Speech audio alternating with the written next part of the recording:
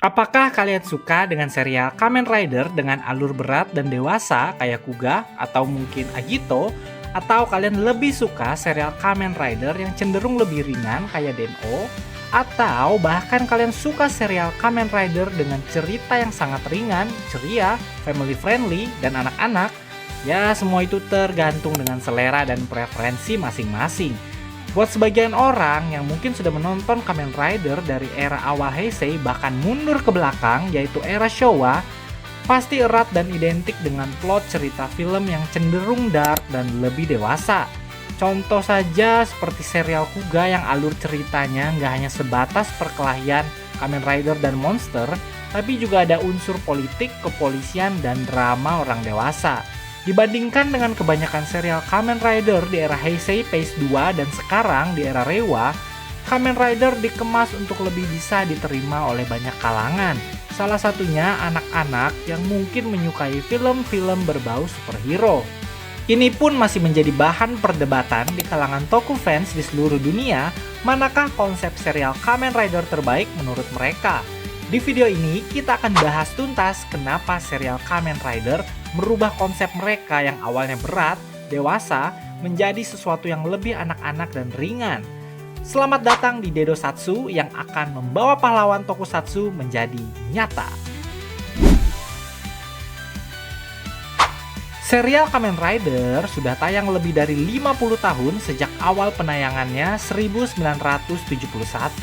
Dengan debut serialnya yaitu Kamen Rider Ichigo yang menjadi cikal bakal Kamen Rider seterusnya. Kamen Rider Ichigo sendiri punya plot cerita yang mungkin susah untuk diterima oleh anak-anak pada zaman sekarang. Mulai dari premis cerita yang tragis seperti diculik oleh organisasi teroris dan dijadikan kelinci percobaan, diubah menjadi cyborg pembunuh, dan tentang ancaman global yang konstan. Meski tetap dikemas agar aman untuk penonton muda era itu, nuansa dan temanya jauh lebih serius dibandingkan Kamen Rider era sekarang yang cenderung cerah dan optimistis. Hal itulah juga yang membuat banyak toku fans era lama tidak suka dengan alur cerita Kamen Rider zaman sekarang.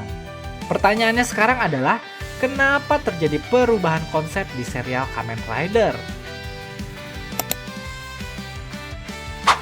Era Showa dan era Heisei awal-awal lebih sering menyasar target penonton remaja hingga dewasa muda. Tema-tema kematian, pengkhianatan, dan dilema moral cukup amat dibahas secara mendalam di ceritanya. Ya mungkin pada era itu bukanlah masalah dengan plot cerita yang dark dan dewasa, karena ya memang ada penontonnya. Tapi yang jadi permasalahan adalah Kamen Rider adalah waralaba yang bisa dikatakan berumur panjang dengan usianya yang lebih dari 50 tahun. Tentu terjadi regenerasi penontonnya. Agar tidak kehilangan basis audiens, tentunya Toei selaku production house harus menyesuaikan dengan peminatnya zaman sekarang. Jepang identik dengan regulasi dan aturan terhadap penyiaran film yang ada di negaranya. Melindungi perkembangan psikologi dan sosial anak adalah tugas utama negara dan orang tua.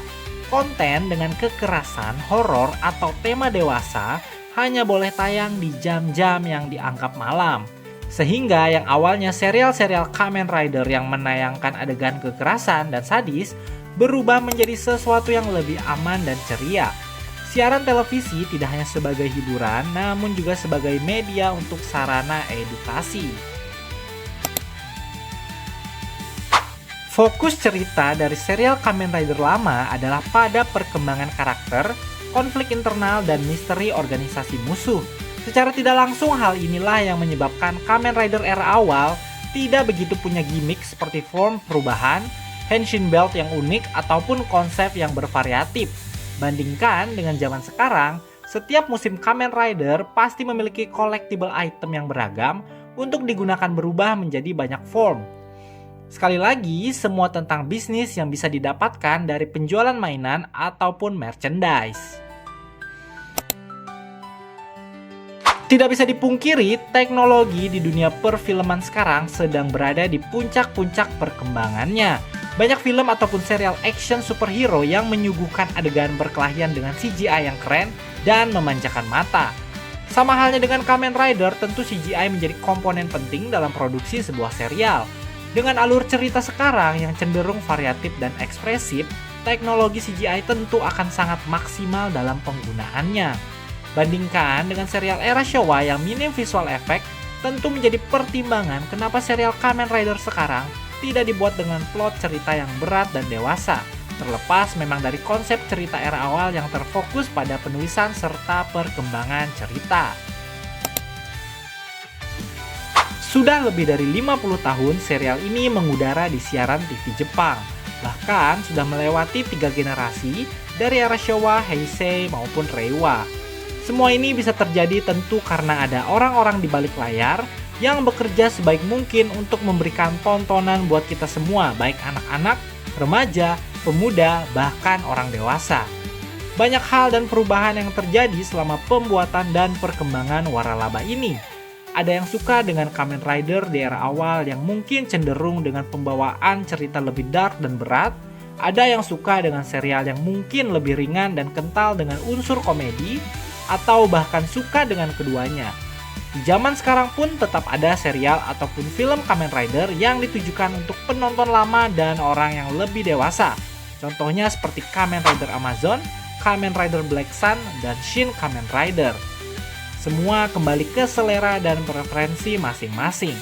Bukan tentang mana yang lebih baik, tapi tentang mana yang lebih membekas dan ikonik buat setiap kita di masing-masing era yang sedang kita jalani sekarang.